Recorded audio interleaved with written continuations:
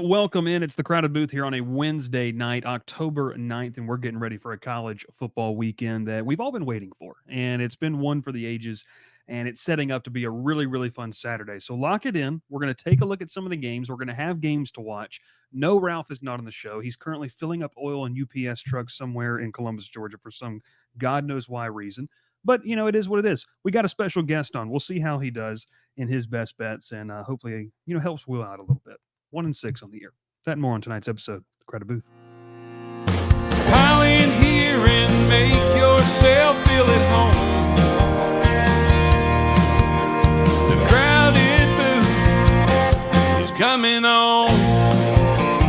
The Crowded Booth with Bryce Koon.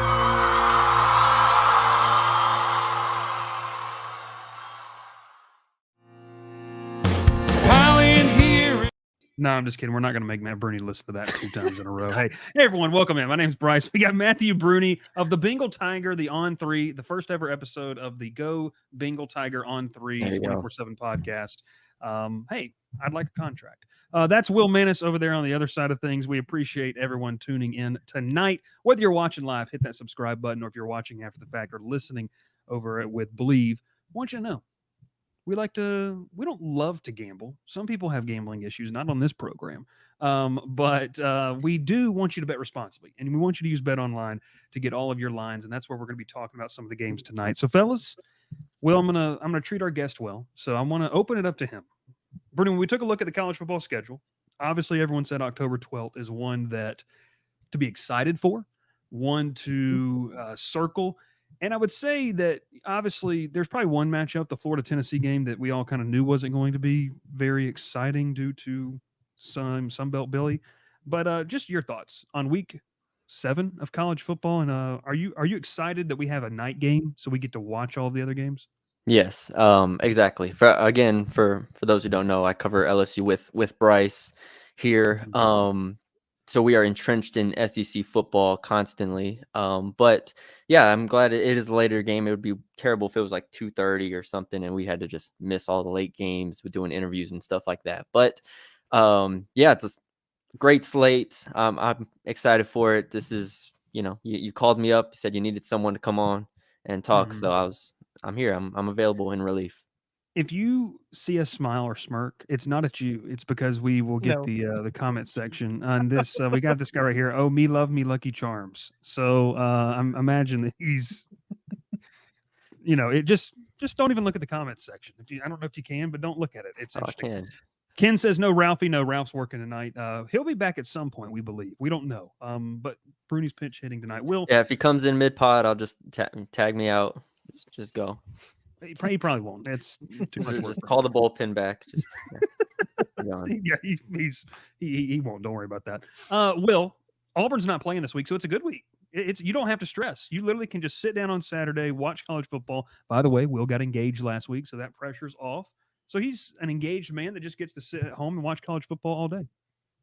Yeah, I do. Works out nicely. Yeah, no Auburn this week, so don't have to stress about that. But unfortunately, Navy is off as well, so I'll only get to watch one good football team play, and that's Army. And unfortunately, they kick off at noon. But still not ranked somehow. Yeah, which is just ridiculous. It's ridiculous. It's gonna be a fun Saturday. My second weekend in 8 years. I don't work weekend shift anymore. So really pumped.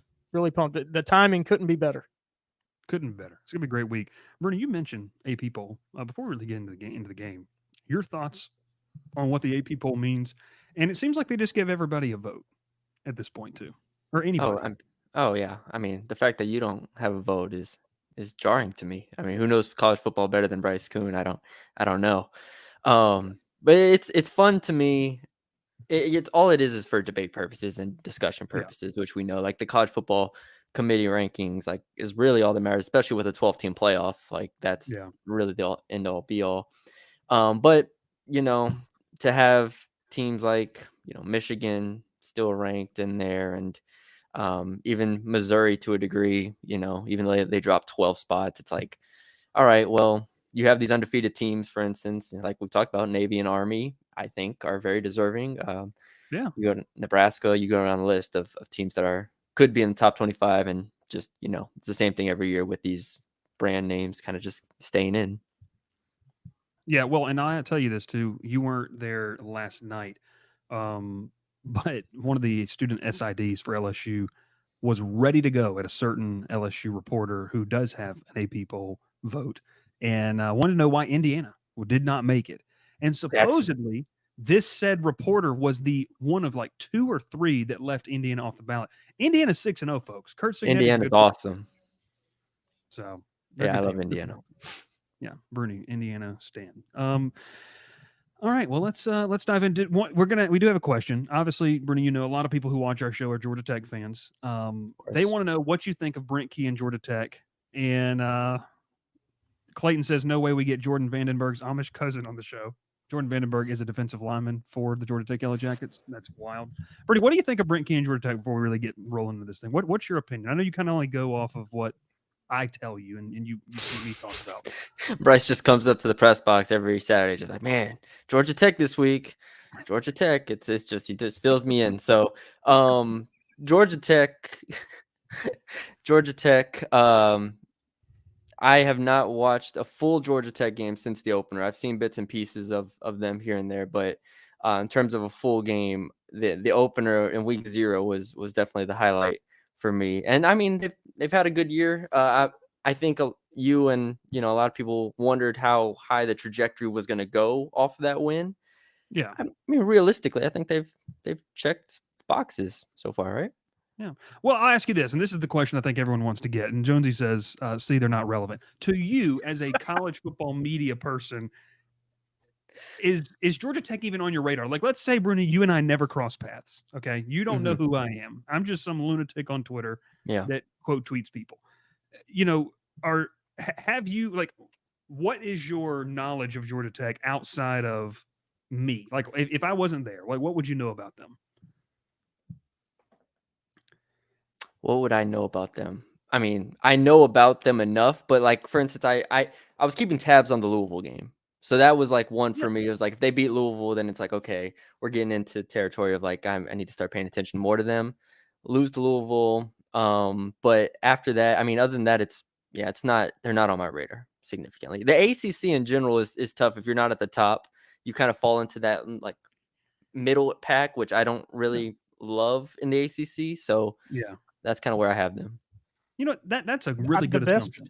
I think the best question to figure out if Georgia Tech is relevant, Bruni, did you know that they're not running the triple option before this year? Did you know that? I knew you knew that. Yes, I knew. Some people who don't know that. There's some people who were not aware of that. So he goes, "See, we suck and no one cares." The silence is golden. Yeah, it is. It is what it is. Pause to think for a second. Yeah, it is what it is. All right, let's dive in. Loaded slate. We're going to take a look at 3 different games. Then each of us are going to have a game that we are just kind of, we're interested in seeing how it plays out. It doesn't have to be of magnitude of these other ones, but just maybe one that we're kind of interested in. And then obviously Bruni's going to place a best bet. So we'll put you on the spreadsheet this week. We'll see how you do. We'll see how you. I feel like a guest picker on College Game Day. Just no pressure. No pressure. You have one, and it's, but you don't get to pick like 8 games. It's like you get to pick one, it's just one. And that's it. So you're either an offer or you're perfect. No pressure. All right, let's talk about this one, folks. Texas, Oklahoma. Texas is a 14.5 point favorite. Look, I'll kind of start it here. Bruni, we'll go to you first, then we'll go to Will. This game, to me, spread points are kind of weird in this one because this is a rivalry game. It doesn't, to me, matter how good Oklahoma is or how good Texas is. You kind of just have to throw a little. It's kind of those games you have to throw the records out the window to a certain extent. Oklahoma's got a really good defense. Offensively, they're still trying to figure things out. Obviously, at the quarterback position, Texas gets Quinn Ewers back. Sarkisian has been kind of vocal that Quinn's the guy. They still want to work Arch in. What's kind of just your big takeaway of this game? I mean, we don't need a 45-minute discussion on it, but what's kind of maybe your big takeaway of this game? Maybe some key points that you want to see. Yeah, I feel like I've watched a lot of Oklahoma games. I remember I bet on them week 1. And also their offensive coordinator I'm fairly close with is Seth Luttrell. He was the head coach at North Texas for, my entire college career and beyond that. So I've, Don't talked mess to him with on him. Yeah, no, do You not don't mess want with to him. mess with him. Let's just say when I was young in college asking him questions, I was shaking because he could I'm one of like 3 people covering the team and he could just rip my head off. But with that being said, Seth Luttrell and Oklahoma's offense we know is limited. They made the quarterback change. I think that helps, especially with the offensive line question marks they have. I'm interested to see how they do against this Texas front, which I respect. And, Texas is just the more talented team here. I mean, this is not groundbreaking stuff. Texas should be favored significantly, but at the same time, I go into this game without my respect for Michigan is fairly low at this point. Mhm. So I don't value that win as much. And, on the road against Michigan to dominate that game the way they did, I don't, hold it in contempt as much as maybe I should. Yeah. I think this Oklahoma team is better than Michigan. I think, like you said, rivalry game. I think Oklahoma has what it takes to at least slow them down enough, even with Quinn Ewers coming back, to make it, to keep it within spreads. So I think it'll be closer. Yeah, I think it's be close. I mean, Oklahoma, I really do like their defense. They caused problems for Nico in Tennessee a couple weeks ago, but we've also kind of seen that maybe that offense isn't as prolific. And we obviously, Bernie, I don't Yeah. think you know this. Every Tuesday night, we do a call-in show. We had a distressed Tennessee fan call in for about 10 minutes and just ramble. So real quick, wanted to get this. TriStar says, I used to work in Denton and go to this great Mexican restaurant on 280 next to Sports Clips. I don't know how big Denton, Texas is, but Bruni was there for a little bit. That's oddly specific there, TriStar. No, I'm thinking of 280 next to Sports Clips, where I've probably been. There's a lot of different ones. Now, if you worked in Denton, my favorite one is Sabrositas. So if Ooh. TriStar knows that one, that's the best Mexican restaurant I've had outside of San Antonio. Sabrositas in Denton, Texas. Would you hear that little flair right there? I heard it. That was nice. See, nobody knows that I'm Hispanic, so it catches people so by surprise. Ken Hendricks goes, does Bernie, I guess is your name now, does Yes. he know my buddy Alex Auerbach, North Texas, #small world? I mean, it's not like it's a community college, kid. I'm not It's like sure. 40,000 people. It's one of the 4th biggest school in Texas.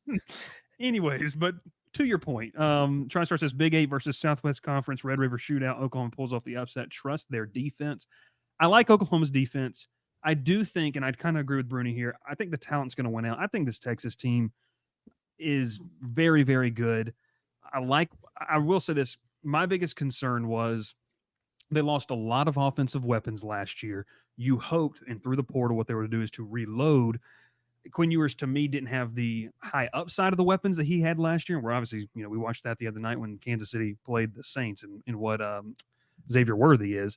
But they have some guys, and that offense can click, it can move.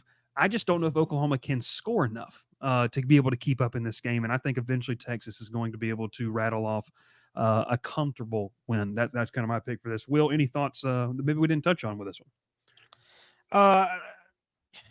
Yeah, I think this is too many points. I think Oklahoma's defense is too good. Obviously, can they score with Texas? Is going to be the question, because I think Texas is that good on offense that they can just kind of score at will.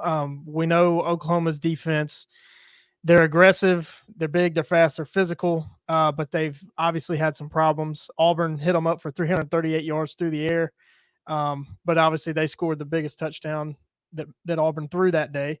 Mm-hmm. So can they create turnovers? Can they make it tough on Quinn Ewers, who's going to be coming back from injury? I think is really the questions there. But I like Oklahoma's ability to run the ball on offense. Hawkins is a weapon with his legs. They can create problems. I don't think they'll win this game, but I think they keep it within that 2-touchdown spread.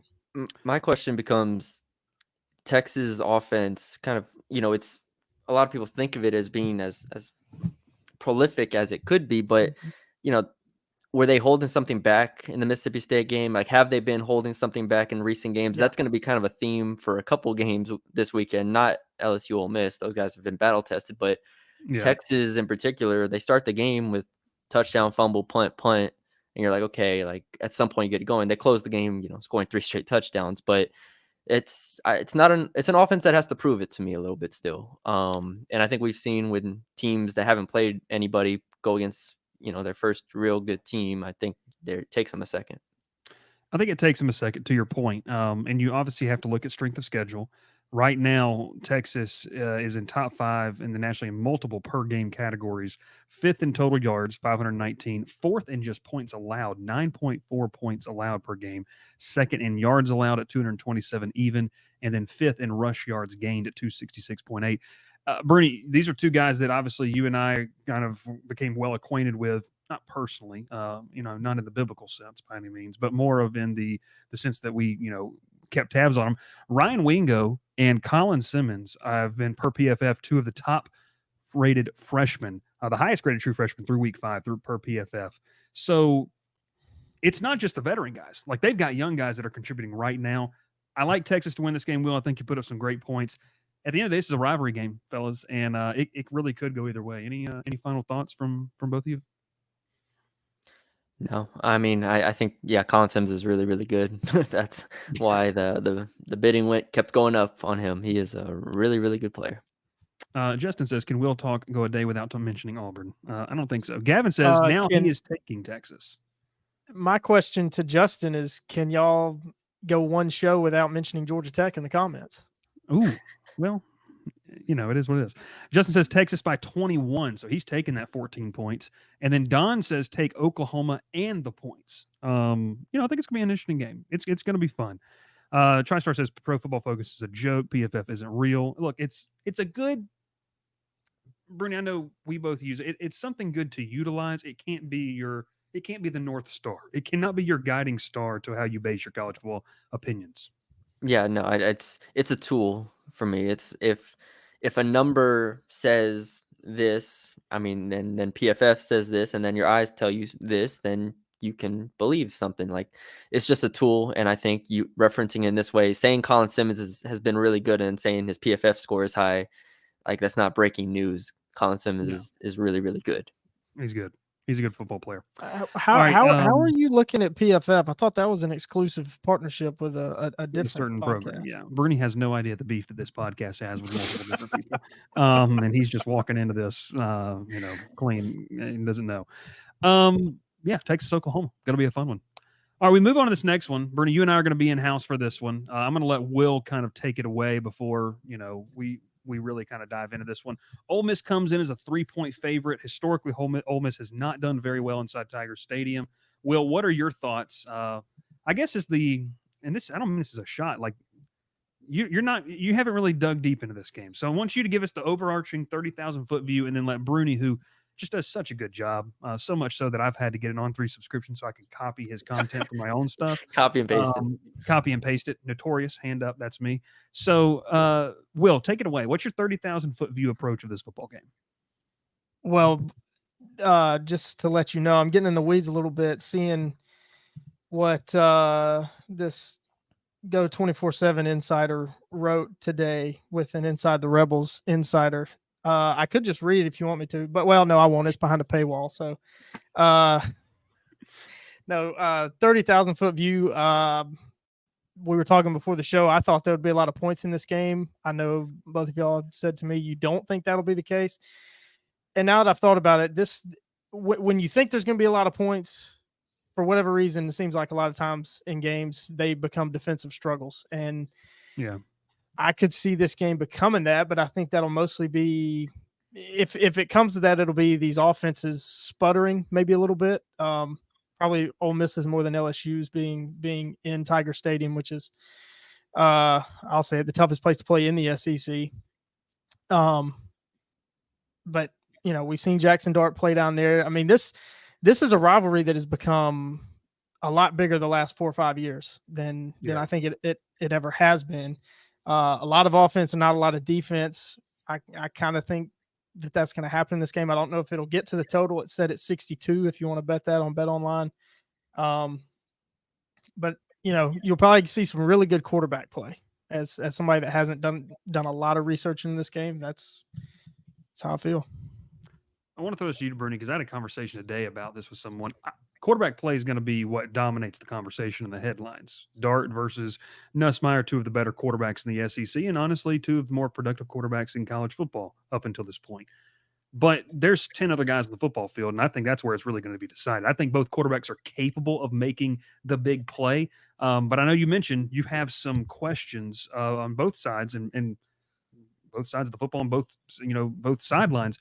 Where do you kind of align with this game? What's your gut feeling telling you?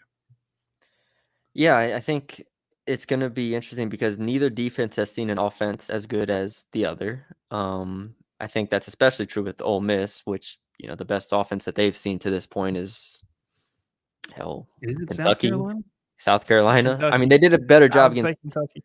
Yeah, It's Kentucky. not Wake Forest because they paid them to not ever come back. Yeah, exactly. That's So hilarious. again, South Carolina or Ole Miss has not seen this level of offense before. So from an LSU perspective, you're hopeful, but at the same time, I think this Ole Miss defense is actually good, despite the schedule and not having faced any real offenses to this point. I actually think the talent level of this Ole Miss front is legitimate. I mean, Walter Nolan, JJ Pegues, the linebackers I like a lot. Chris Paul from Arkansas. Sunfring Perkins, former 5-star, loaded front 6, front 7. The secondary is going to be the question mark. So I expect Garrett Nussmeier to have a good game for LSU. At the same time, though, LSU has struggled with the big play. They're not as explosive as they were obviously last year. So they're going to have to convert on 3rd down, 4th downs, red zones, and with those sustained drives this season, that has kind of, going back to what Will said, it's like those sustained drives have kept the score lower in certain games, like the UCLA game, and even the USC game. Go back to week 1. So there's a lot of ways that this could play out. I don't think either team is as explosive as they were last year, especially with the Trey Harris injury, which is really what my main question mark is for this game. Does Trey Harris play? Yeah. So, I mean, that's kind of where I'm at. Neither team is as explosive as they were last year, and both defenses should be better. So I think it'll be a little bit lower scoring. I think this total of 60-62 is pretty sharp. Yeah, I mean, I think that when you look at LSU's defense, the linebacker play, it's been a key for me all year, guys. I mean, can they do enough to assist in the passing game, but also be a factor in the run game and in the pass rush game? Also, too, you mentioned a loaded front, and we got to shout out Jared Ivey. I know his mom watches the show. Very good. Former Georgia Tech player. And Jared's an NFL player. I mean, he's going to be playing on Sundays. Yeah. So when you take a look at that front 7, though, Bruni, I mean, you start to kind of look at some of the stats, like just certain numbers, and we know you can use numbers to do whatever you want, really, to prove any point you want. But Braden Swinson's kind of up there in the pressures and the hurries for LSU, and Savion Jones is not far behind in some of these. So I think it's an underrated pass rush for LSU that really has an opportunity to make a big impact in this game. I think you have to force, if Trey Harris doesn't play, Ole Miss still has weapons, but you're losing a guy, and Bruni, I said this on a show earlier today, you're losing a guy that is, I think, going to be in the Biletnikoff conversation late into the season. Do I think he wins it? Probably, I don't know, but he's going to be in the conversation come November and December. If he doesn't play, here's the golden opportunity. It alleviates whether Zy Alexander and whether Ashton Stamps are playing. I think Ashton Stamps is my key player. Like we know on Saturday if he is either a dude or just one of the guys, because this is a big opportunity for him. LSU secondary concerns me. The pass rush is going to have to get there. You got to force Dart to make decisions faster than he wants to. And then the last key for me, I don't know if they can do it as well as Kentucky did it. You got to control the clock. What is something, guys, we saw as a common theme in the upsets last week, and really even back to when Kentucky beat Ole Miss, was controlling the tempo of the game and just ball control in general. The least amount of times you can see Jackson Dart on the football field, that has to feel good for LSU's defense. So, all that saying, I will say I'm taking Ole Miss to win this one close. 31-27 was my final score. Uh, I don't know.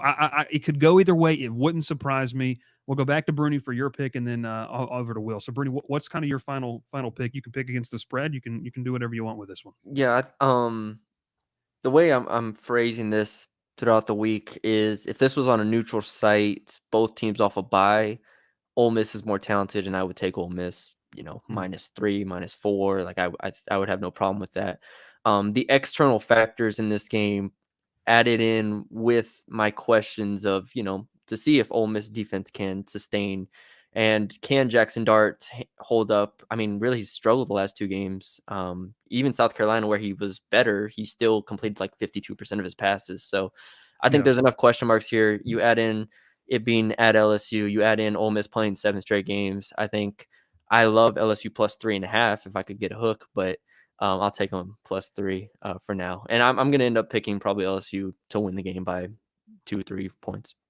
Before I get to you, Will and I talked about the Texas A&M Missouri game, and I said A&M will win the game if the energy and the play on the field matches the energy in the stadium.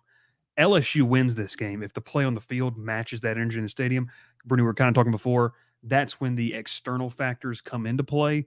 Yeah. If LSU does that, the external fact, it's going to be nuts. I'm excited because it's going to be my first real experience of Death Valley and Tiger Stadium. We didn't really get that last year. I know you got it a couple of seasons ago with that Alabama game. The Auburn game was fun last year, but it was over. I'm trying to think of what the best of what Dang, last year. It was the over by Auburn the game 10-minute last mark. year. Yeah, I mean, Auburn was over by the 10-minute mark. It's because when they got Bryce Underwood on the screen swag surfing, that was about it. You know what was fun last year was the Florida game where Jaden Daniels, just ran like 82 yards and won the Heisman. That was a fun game. That was fun. Gavin says Caden Durham versus Ole Miss's 10 running backs. Yeah, Ole Miss does have a lot of running backs on their list. Kind of another storyline. They got to stay balanced. I think that's something too. Like this front 7 for Ole Miss, they're going to be able to tee off if LSU can't run the football. And Brady, do you think Caden Durham's going to be 100%? Just like what's your he had thought? dislocated toes. I mean, I've never had a dislocated toe, but he had a bye week at least to get right. So I think he's going to be 100%. I think he's going to start. I think he's going to play. They need him. Know. So yeah, I have no clue like what that injury does. I don't know if it's equated to turf toe. I have no clue like what the pain level or tolerance is for that. Will, your pick. What you got for us? I'm going to take Ole Miss -3, but it's going to be tight. I think it's going to be a 1-score game. I think the key will be explosive plays. I think Ole Miss has a better shot at hitting those than LSU does in this game. You mentioned the issues for LSU in the secondary. Yeah. What does Ole Miss do best? Throw the football and throw it deep. But it's going to be close. I'm with you. I think it's in the 20s. 1-score game could go either way. Yeah. Justin says, I don't know what Will is talking about, a defensive battle. Ole Miss defense is great. LSU defense is still bad. Does he even watch football? Come on, man. This isn't me. I got a couple things. Okay, and I'll let Bruni speak to this a little bit too. But LSU defense isn't good. Better than last year, but still a ways to go. Ole Miss defense is sneaky good. I think you could look. I do think Ole Miss's defense is good. They have some issues in the back end, though, that they really have not been exposed. So, Will, do you want to take it, and then we'll go back to Bruni on that defense? Yeah. So Ole Miss, they're 12th in total defense, sure, but they played Furman, Middle Tennessee State, Wake, Georgia Southern, Kentucky, and South Carolina.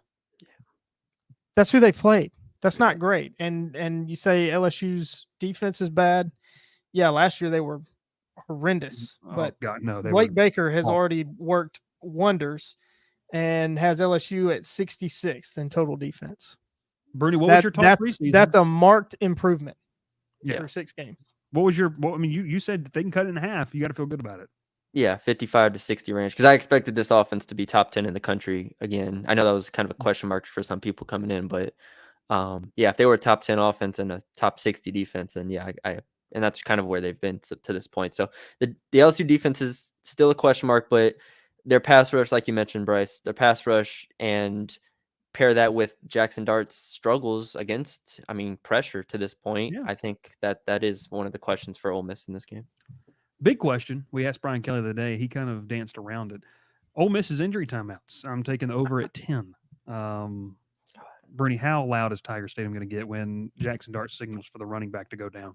Oh, every time. Well, the thing is, it's some of it's offense, but a lot of it's defense. So that's the more Yes. infuriating part is that when LSU gets a first down, it's going to be someone going down, and that's going to just it's going to be loud. It's going to be bad. Shane Beamer was very vocal about it. Was pretty much saying like it's not a good look, and it's crazy. The quote he said, I don't want to not verbatim, but around kind of the terms was, it's crazy how every single time you get a first down, someone gets hurt. Like that's when it happens, and it stops you from getting into a rhythm. Ken says the quarterback play will be the story. I do agree, but I'm more interested in the coaching clash. Kiffin versus Kelly. I mean, two top 10 coaches in college football right now. I feel comfortable saying that. I think. Who has more pressure? Who has more pressure? Kiffin. I'm saying Kiffin.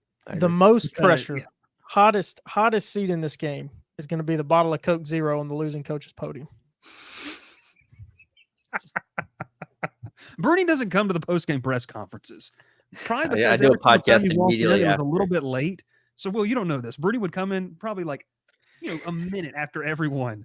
And there's like, no joke, there's like 30 people in there. And I'm like, Matthew Bruni of On 3, everybody. This is why I stopped coming. Yeah, he stopped coming. He's like, I'm not doing this. Gavin Hart says Major Burns is definitely going to shoot Jackson Dart. Obviously, if you don't know, he's going to, it's ridiculous. Ole Miss by 10 plus. Book it, screenshot it, Justin says. And he also says Georgia Southern is the best team in the nation. Ole Miss, LSU. Good matchup. Going to be fun. All right, we move kind of out of our region, and we go to a game that is, fellas, just for lack of better words, it's a separation Saturday type of game. I still think both of these teams can and will make the playoffs. But this is one where we're going to learn a lot about both squads. Ohio State is a 3-point favorite on the road in Eugene, one of the more underrated, smaller atmospheres in college football. It's not as big, but that place gets loud up there in the Northwest. Bernie, we'll start with you on this one. Will went first last time. We'll start with you. I kind of feel like with Oregon, this is where we really learn about who Dillon Gabriel is. I mean, I was really high on Gabriel coming to Oregon. I thought this was going to be like, he was good, but this is where he could maybe be a guy that really was solidified himself as a legitimate NFL prospect. I think he's a good college quarterback, but just in terms of NFL talent. What are your thoughts on this one? Is this going to be more of a quarterback battle between Will Howard and obviously Dillon Gabriel, and just kind of your overall thoughts on maybe how this game plays out? Yes, I mean, starting with Dillon Gabriel, I think it's fair to say he's been a little underwhelming to this point. I think a lot of people expected him just to come right in and do what Bo Nix did, and I know Bo Nix didn't have to make the most challenging throws, but I think the arm talent drop off is still fairly significant for him. And then at receiver, they added Evan Stewart. He really hasn't been as prolific as they hoped to this point. I think he has 16 catches, about 180 yards. Really, it's been underwhelming there. So we know it's going to be efficient, the Oregon offense, and against most teams, that's perfectly fine. You can win by getting 5 yards, 6 yards of play. But in this game against this Ohio State defense, I have real concerns about if they're going to be able to block them well enough, if they're going to be able to be explosive enough. And because if they keep getting in third down situations, even if it's third and short, third and manageable against this defense, I have real questions there. So I think on paper, Ohio State is the easy pick. This is another one, though, where, it's a team going on the road and playing a good team for the first time. So that's another sign where I have question marks. But I will say the last thing on this side of the ball is, which team has gone through the season without showing their hand more? And I'm not sure what the answer is to that, but this definitely, I think the Alabama-Georgia game was a prime example of two teams that were kind of coasting and then played a real team, and Alabama came out and surprised Georgia. And I wouldn't be surprised at all if that's what this game kind of takes in terms of some surprises on both sides of the ball here. But I don't really trust Dillon Gabriel to exploit this Ohio State defense consistently. Gavin says we'll learn a lot. We'll find more about Will Howard too, and that's a fair For sure. assumption. I believe. Dr. Bob says I've been in Autzen Stadium. It was louder than Sanford. Crazy atmosphere for the Civil War game. Bernie, small story real quick. Dr. Bob is omnipotent. He is everywhere. He has been to every single college football game that you could imagine, and he also lives in East Baton Rouge Parish. So it's crazy. He goes Oregon 27, Ohio State 24. Will, your thoughts? Because Bernie does bring up a good point here. I mean, you have all of the factors on paper, but this is another one we can really kind of talk about. You got to go across the country. Essentially, I think it's fair to say Ohio to Oregon, still going across the country. Mm-hmm. It kind of feels like that.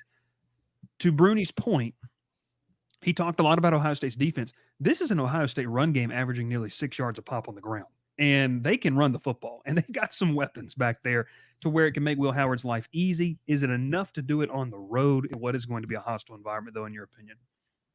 Yeah, well, first, to Dr. Bob's comment. You didn't impress me by saying it's louder than Sanford, that Sunday school class up there in Athens, Georgia, at a football game. Not impressed. Yeah, well, two things about playing on the road: defense travels, and running game almost always travels. Ohio State has the better on both sides in this game. A couple weeks back, Oregon could not stop Ashton Jeanty. They've been good against the run against everybody else they played, but they haven't played a running back with that type of talent until this week, Quinshon Judkins. I think Chip Kelly's going to feed him for the majority of the game, and he's going to cause Oregon's problems similar to Ashton Jeanty. I like Ohio State by a lot. I think this spread's a little low. I think it's this low because of first time going on the road. Ohio State hasn't played at Autzen Stadium, and I think there's some memories of a few years ago when Oregon went into Ohio State and just blew them out, which surprised everybody. But I'm taking Ohio State. They've got the best roster money can buy, and when you line it up, you got to have better players. Better players almost always win. Yeah, if I can say this real quick, Go ahead. If you're gonna take Oregon with the spread or whatever, just take them first half, because Ohio State this year in the third quarter is outscoring teams 84-3. Like, this is a second half Ohio State team. So just if you're gonna take Oregon at home, just take the first half money line or something. I like that. Look at Bruni doing some Bet research. Bet online. Yeah, make sure you hit him up. Ken says it's a weird game for him. He goes, I think OSU by 24 or more. Ken, book that. Put the farm on. Ken's a farmer. Ken, put the farm on Ohio State plus 24. Put a couple of your cattle on there, or Oregon by 1. Expert analysis. That's why we brought him on. That's why he got the text at around 2:30 this afternoon. He said, "Hey, I got to check, make sure I'm not missing out on date night, and I can hop on the show." Good. No, I like that, and kind of where I sit with this, I'm taking Ohio State. I'll take the 3 points as well. I think this team is very, very good. I had them winning the national title. I'll be honest with you guys. This was actually my national title game. Ohio State, Oregon. That was that. I was high on Oregon, and I think they can still be very good. I think they can still make the playoff. But Bruni, you keep bringing up a common theme, and I don't want to keep beating the dead horse or beating the point to death, but we just don't know, because these teams, like maybe these two teams, have coasted. But I do think Oregon's a little battle tested in terms of they've had to battle through some games more than Ohio State has, in my opinion. Is that an indictment on Oregon at all? I think so. I think it says more. I kind of think it is. I mean, they struggle with Boise State. Will said they struggle with Ashton Jeanty. Everyone has struggled with Ashton Jeanty to an extent. But I think Ohio State is going to be able to take the crowd out of it, just with their ability to methodically go down the football field with that run game. Yeah, and it only being a 3-point spread feels like a little bit of a trap. It's just like, all right, on the road, like you said, playing cross country in this situation, it does feel like, and I don't remember where I read this, but someone else brought up a good point. Oregon and Dan Lanning have seen Chip Kelly's offense, right, at UCLA. Yeah. So I think that is something that could work to Oregon's favor as well, when scheming for this. And Oregon is plenty talented, I think, on both sides of the ball. Like, we've seen crazier things happen than Oregon beating Ohio State. That wouldn't be a shocker. But I think on paper, Ohio State's talent level is just, like you said, I think they could win the national championship right now. So I have no problem taking them -3. Yeah, I like it. Good job, boys. That's our 3 games that we're taking a look at and we're picking. And now we get to the fun part, Bruni. You don't just have to have one. You can have 2 or 3.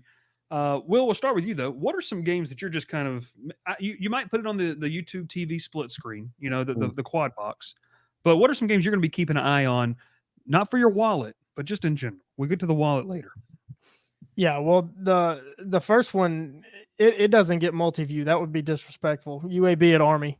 I gotta put the Black Knights on the full screen. I said it all year. They're electric. This is not your old fashioned flex bone triple option. They're going shotgun, pistol, still running a lot of option, but they're doing it a lot of different ways. It's a lot of fun to watch, and they are explosive.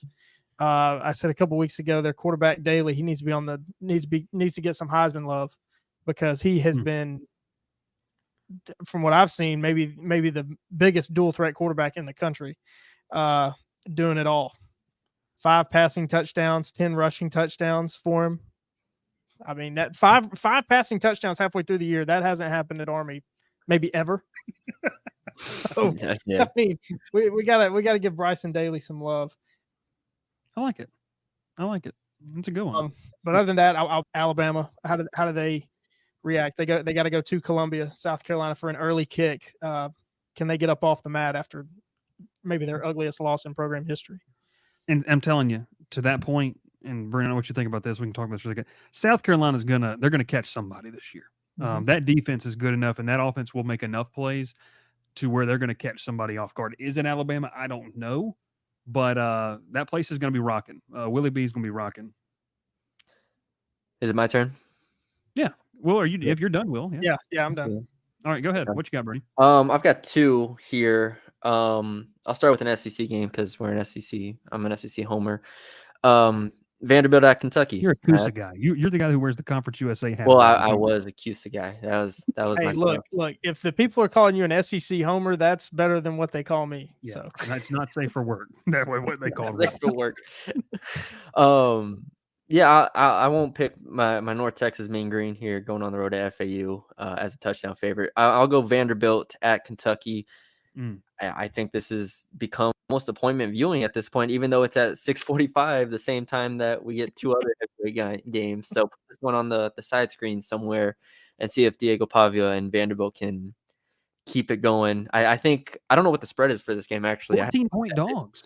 But what was it? Yeah, Vandy's a 14-point dog. Okay, that's what I was going to expect, something like that, because the obvious letdown that there is here, and Kentucky might be like the best team that people think sucks right now. I mean, this Kentucky team, clearly the win over Ole Miss, but even Georgia, and you go down the list. I think the loss to South Carolina was an aberration. Watching that game, that just got completely out of hand. So yeah, I think 14 is a pretty good spread, but still, there's a chance I think Vanderbilt comes in and keeps it close for a while. And then the second one, Kansas State at Colorado, which we could watch because it's at 9:15 Central Time. But that's going to be the real. Colorado pulled off that win over UCF, and I mean, to have a bye week and then play Kansas State at home, like if they win this game, they're definitely ranked. Contender. They're a Big 12 title contender if they win. Yes. They're definitely ranked, and they're probably, I don't know if they're favored to win the Big 12, but they are one of the favorites at that point to win the Big 12. Yeah. Will's still hurting. He's a big Gus Malzahn guy. So that hurt him. Hurt him down in UCF. That was bad. That's a good one. That was bad. But I did tell you leading up to that, this is a textbook game for Gus Malzahn to lose. Yeah. And then he followed it up by losing by 2 scores against Florida, which was just down bad. Hey, speaking of your North Texas Mean Green playing at Florida Atlantic, if anybody wants to be brave and make the trip to Boca Raton, you can get in for $5. Oh God! If you're brave enough to test that hurricane, you can get in for $5. I think Boca Raton's more south than where the hurricane's in. Let me Friends of the program, by the way. We had Tom Herman on in the spring. Friends of the program. Shout out FAU. Their entire coaching staff follows us. It's awesome. It's really cool. Okay. Stuff. Yeah. Well, for them, they got to prepare for one of the best offenses, one of the best G5 offenses in the country. So good luck. Good luck. You heard it from Bernie. Bulletin board material going on in that. Good luck. Look, they got smoked by Army a couple weeks ago. Just who's not blasted. Over in the Middle East got smoked by the Army too. So it is what it is. That's wild. It's a wild time. Better than last night's show. Okay, Will, you mentioned, and I'm going to bring this one up. I'm going to go one SEC game, Florida, Tennessee. This is a very old rivalry. I'm not even going to entertain the idea that Florida's going to win this football game. Okay, like I'm not doing that. But what I will tell you is that if Tennessee is as good as I want them to be and as people want them to be, they need to beat the living dog out of Florida on Saturday. Like this needs to be it needs to be ugly. And I think they can do it. But also too on the flip side, like this is a Florida team which you never kind of know what you're going to get inside that locker room. People said, "Oh, it's torn apart" or whatever kind of thing. Bernie, I've told people like if I'm an LSU fan, I'm scared that if Billy's gone, what if the Florida LSU game is that we see it every year, the interim bump? That's what Will says, like the interim bump where you get that win where a lot of people were scared about A&M last year when they walked into Death Valley. But to this point, Tennessee, Florida, it's a great rivalry game, but Tennessee should take care of business. That's kind of my SEC game I'm looking at. And then another one, and what we're going to kind of talk about this. Obviously, everyone knows big Georgia guy here, big UGA fan. You know what I mean? Like, I don't know if you've ever seen this, but like, I'm not going to put my wife on camera. Big UGA guy. Like that was one of the best games I've ever been to. Why do you look older in that picture than you do now? I don't know. I just shaved last night, by the way, so I don't know if it's that. I'm not sure. I do. Hey, before you get to your next one, I do want to just make a comment. I don't think Sam's watching, but he would appreciate this. Okay. You said Tennessee needs to beat the brakes off of Florida. Yes. But we know Josh Heupel does not stand on business, so that's going to be that's an issue. That's brutal. It's a good point. It's a good point when thinking about like taking the spread. It's like Heupel, if they get up 2 scores, he might just be like, "Hey, let's just keep it. Yeah. Let's keep it PG." Yeah. Well, you told me about this game, and I really hadn't looked at it until you mentioned it last night. Iowa State, West Virginia. I'm kind of interested in terms of the Big 12 race. That Iowa State's a solid team. West Virginia is so they are literally the epitome of hot and cold to me. Like they can look really bad, and then they beat an Oklahoma State team, which I had as the 4th seed in my playoff, and they have been absolutely abysmal this year. But I'm not going to say it. I'm having some restraint tonight. I'm not going to say it. Okay, Bernie, for the past like 8 shows, I'm going to say it. Alan Bowman, get a job. Yeah, that's what he screamed the past 7 shows. It's been wild. And then one more, I'll tease the American fans. I'm going back to the Big 12. Arizona, BYU. I am this close to hopping on the BYU train. Okay, like I really like BYU. I think they're a good football team. It's tough to play there. Bruni's absolutely confused of why I would even care about this game. What is a win over Arizona at home going to do for you with BYU? They're a 4-point favorite. So obviously Vegas doesn't think this is that. That's why, because to me, Vegas thinks something else about this. That's why it's more taking care of business, because I feel like BYU every year loses a game that keeps them from being in the national conversation. You take care of business and you're trending towards that. Any other games, fellas, that you like this week? Yeah, we haven't. USC, Penn State. Okay, great helmet game. Oh God, the look on the TV is going to be amazing. Last time we saw them was what, 2000? Was that the 2018 Rose Bowl? Sam Darnold. Was that 2018? Was that Tate? Was that McSorley? What was his name? It was. I think it was Trace McSorley against Sam Darnold. I almost said Tate Martell. That's not true at all. No, yeah, Bruni, anything on Penn State, USC? They got to go across the country. Could Penn State lay an egg? Could they do it? Oh, I'm definitely. This is what, the 5th straight year they started 5-0.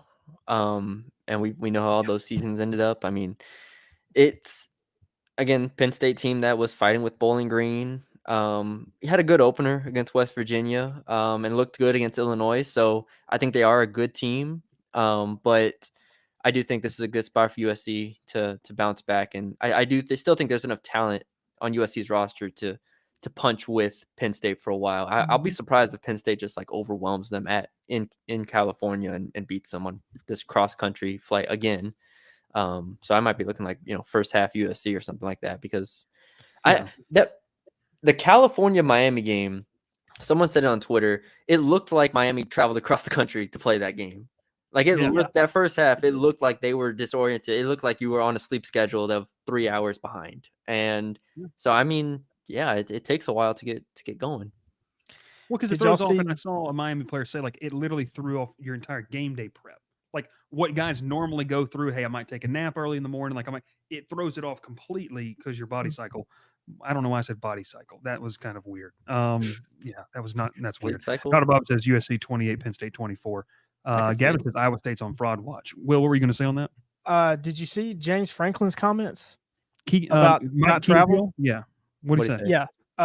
He was complaining that the state college airport is too small for their flight, so they had to take a bus, have like an hour bus ride to Harrisburg to fly out to Southern California. But you know what? At least you're not Delaware State, who in week 0 had to fly to Hawaii and got stuck at LaGuardia trying to get out. They missed their flight. Good God. One more game. All right. The game of the week that nobody can watch.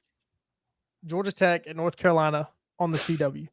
Bruni, first off, do you even know what the CW is? I mean, Yes, this I is know. the problem. Like, know Will the and I CW spent like is. 20 minutes last night trying to find out how to get the CW if you're not in the Atlanta market. Oh, Yeah. I know what the CW is.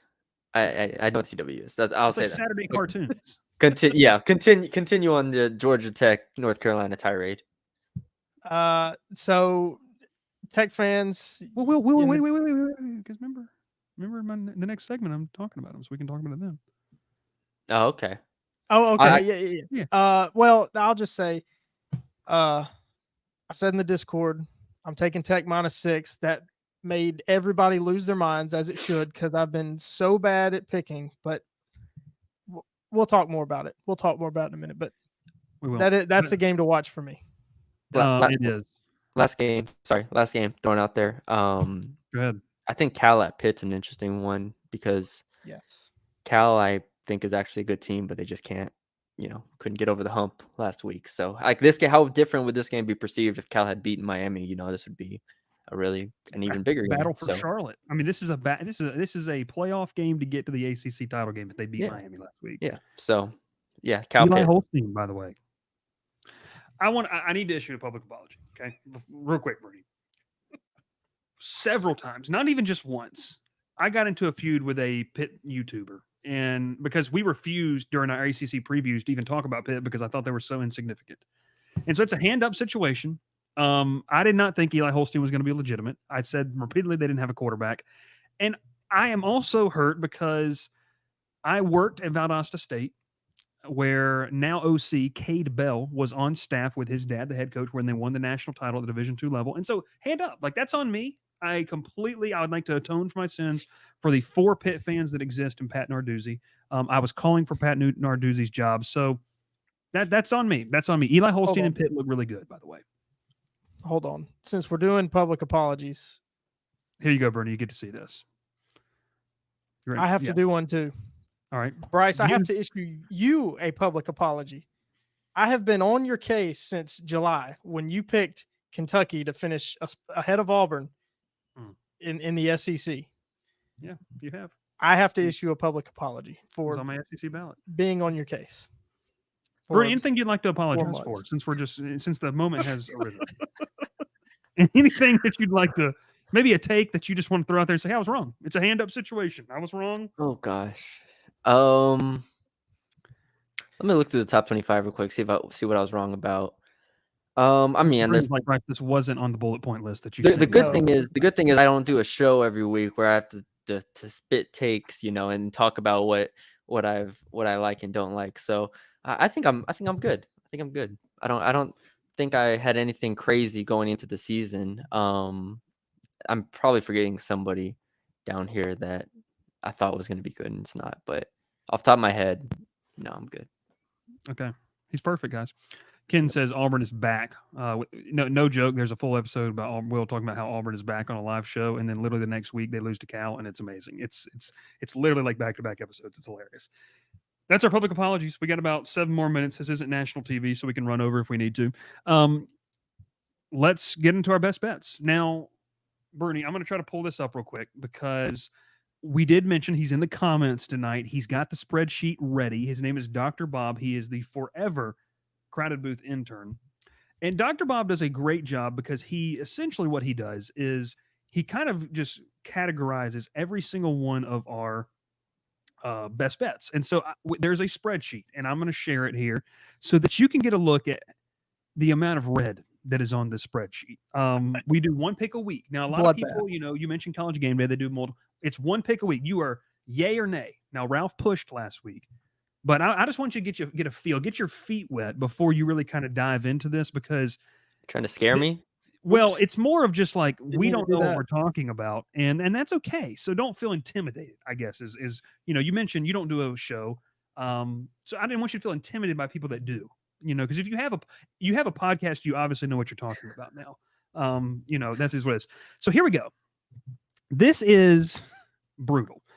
All right, so I'm first up here. Went on a terrible 3-game losing streak. Bruno, if you can see, I took Kent State plus 49 at Tennessee in week 3. I don't know why I did that. Yeah. I was trying to bake on the fall of UNLV and Barry Odom, and I did it 1 week too early. Fresno State, I took them plus 1.5, and they didn't even look like they belonged to the same field. Funny story. Kent State, Tennessee, I think it was halftime, somewhere around there. I bet Kent State plus 82.5, and it hit. So shout out to Kent State. It was 80. I think it was 82, somewhere around there. It was beautiful. And maybe early third quarter, somewhere around there. I bet Kent State plus 82.5 and the under like 87 or something like that. And it was just cashed perfectly. Yeah, just brutal. I need to get away from UNLV. I did take Texas State. I felt like that was easy money. There in week 2, and I was able to cash in on that. Also, I know you're a Texas guy. UTSA's head coach, what's his name again? Jeff Traylor. Stayed way too long. Way too long. Way too long. It's over. I think we've It's talked over. about that. It's over. There you go. Okay, Ralph. Now, Ralph was hot. First 4 weeks, my guy's 3-1.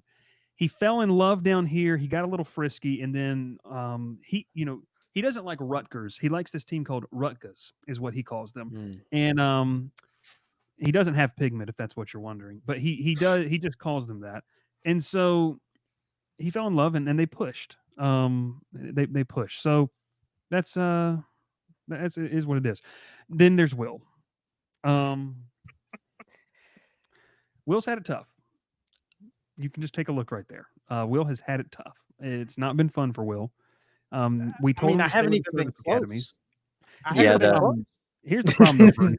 Last year, Will started like 1-3, 1-4, and then made this miraculous. Well, he was on a heater for 6 weeks, and he ended up winning our kind of contest that we do head to head. So that's what you're looking at. That's what you're looking at. So that's kind of where we're sitting right now.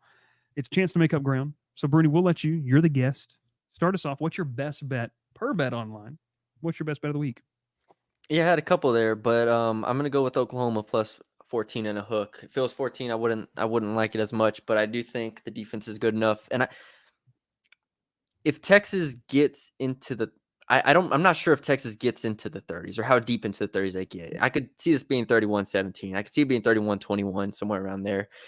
So I think this is a good case of Texas playing in this game, and we've seen crazy upsets, crazy scores in this Red River game. I think Oklahoma keeps it within the spread. I think this is I think Texas is really good, and Texas could be the national champion. But no matter who it is, we've seen throughout this entire season, when you are a 2 touchdown plus favorite playing, this is a neutral site. It's not a home game. This is a game where it's 50-50 down the middle. I like Oklahoma, and I like Hawkins' legs to keep him in it offensively. Yeah, I don't hate it. I don't hate it.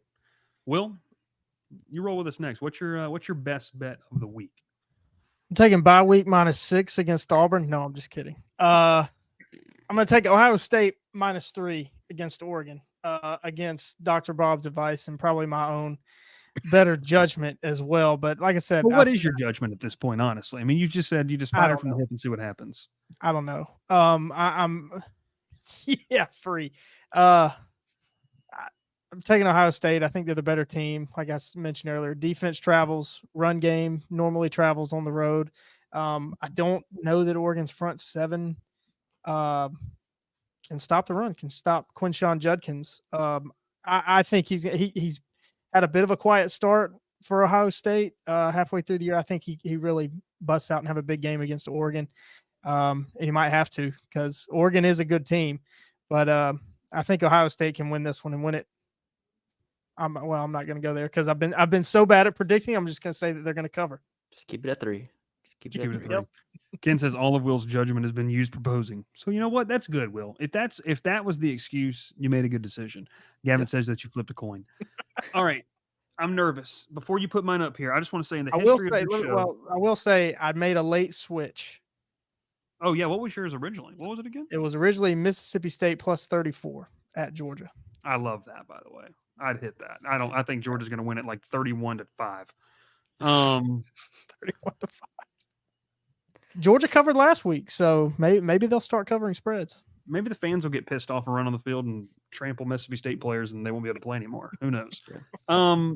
Okay. In the history of the show, we've been doing kind of the live college football shows. This is our second year, but the show has been, and if you've followed along ever since we kind of started this in 2017, we've been doing interviews and just kind of different, stuff kind of would pop up.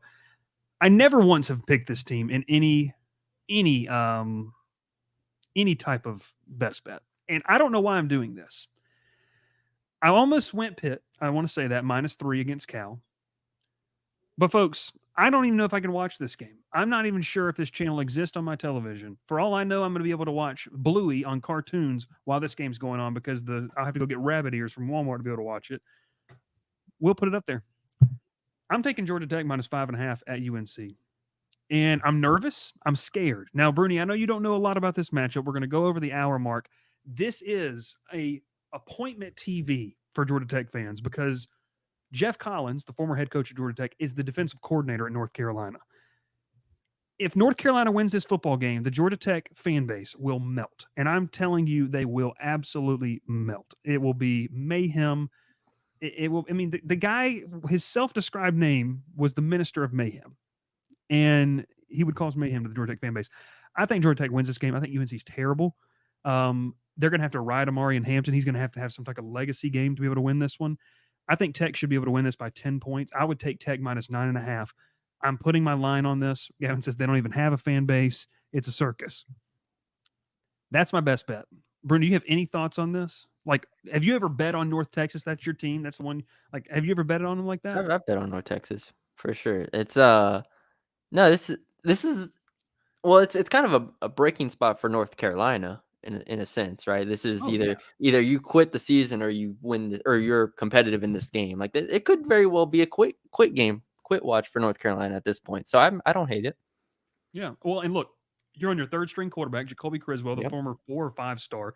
He's talented, not polished. This is his second stint at UNC after he spent a year at Arkansas. Georgia Tech, I just feel like their best thing is their run defense right now. They've got a top 35 or top 40 run defense. I think it's top 25 actually in the country. Amari Hampton's the best offensive weapon that North Carolina has, and the defense has been spotty. I'm taking Georgia Tech -5.5. That's kind of where I'm sitting with that. Wow, you're being nice saying the defense has been spotty. They give up 70 to James Madison. Don't hate on one of the founding fathers like that, okay? I'm not. Yeah. I'm hating on North Bundy, Carolina. which is a wild name, and I appreciate you tuning in, bud. He goes, Tennessee is a pretender. OU sucks. Horns by 20. That's all the analysis that we needed. Dr. Bob says, unrelenting passion, juice, unbelievable energy, great passion, half their yards on just 8 plays, unfortunate bust. I love those players. Brent Key and I were great friends. Those are all quotes from a Jeff Collins press conference. Best bets. Hold on. Hold on. Wait a minute. What are you doing? Wait a minute. I'm nervous. Wait a minute. See, Bruni, this isn't, this is not high level production we have going on here. 200 people watching live, by the way. I forgot how to do this. Are you trying to share a screen? Is that what you're trying to do? No, I'm trying to just share a photo. Why you do that? I did want to get to this question. Gavin must have Googled you there, Bruni, because he wants to know who's your college basketball dark horses. College basketball. Bruni's a big basketball guy, by the way. No, I thought this podcast had to end at a certain point.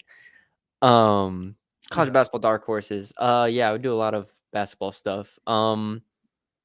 I mean, Big 12 wise, I like Baylor as a dark horse potentially. I don't know if that's. I mean, they're like 10th, 11th in the country. I mean, if we're talking potential national title contenders, so yeah, give me there are posters. Yeah. Sorry. Yeah. Careful muting myself. My mic goes out. But anyways, I stole these posters from Indianapolis in the COVID year when North Texas played in there, and I went over there to watch that. Anyways, yeah, Baylor is a French top 10 team. Potential national title. I could probably list a lot more, but yeah, we'll leave it there. I like it. Bud Bundy says, sorry, Okie goat lovers, but your O-line cannot hold out. Nobody here is an Oklahoma fan. So I do appreciate you tuning in, bud. Really do appreciate it. All right, Will, go ahead and throw your picture up there.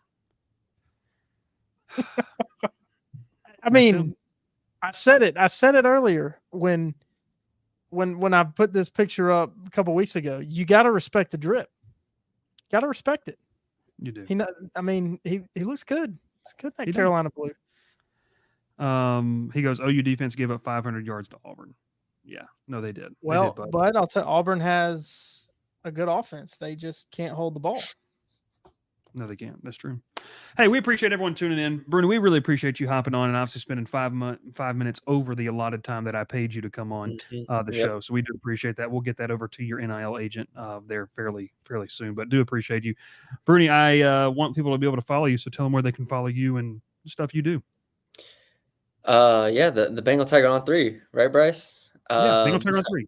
Got a great deal going on right now, I think. Great deal going on. No, but the at Matthew Bruni _ on Twitter. We watch a lot of college football. It's the same as these guys. Just sit around and watch sports and talk sports. That's all I do. So yeah, we'll be at LSU Ole Miss. That's what I've been watching and dissecting the entire week. So looking forward to it. Thanks for having me on, Bryce and Will. This has been fun.